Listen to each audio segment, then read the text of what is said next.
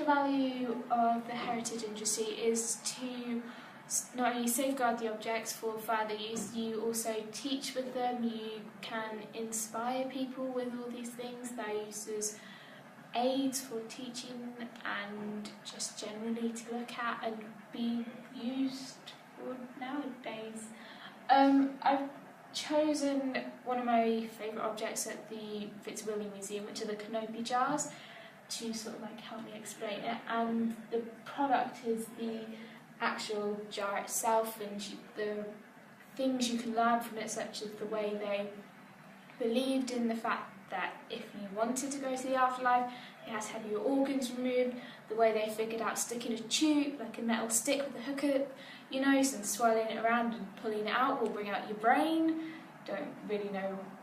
why or how they chose that or how they discovered it,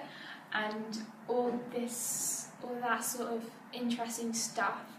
The practices are when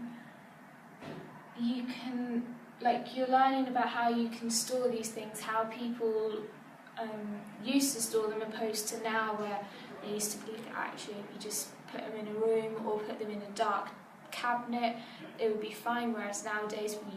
we know we have to like have temperature control, humidity control, pesticides control, everything's like locked up, you can't touch it because it might break or you might damage the object and all that sort of stuff, which means that we can guard these for more people for times to come, so they can last yet another 1,000 of years. And the perspective of the jars is like when school groups come in and you take them down to the objects, you can visualise them a lot more, so opposed to looking at them in the textbooks, kids can actually see them, and it's also just using them in nowadays and things. What does it mean to you having access to museums and the objects within these museums, you personally? It's wonderful because you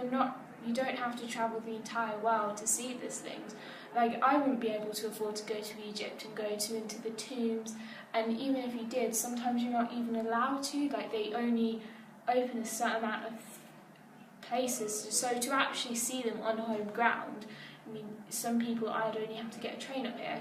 and that is it, and then once on a train and a post is also free, and you can look at them for as much as you like, you're not restricted by timings of these things, and it's just important because it sort of reflects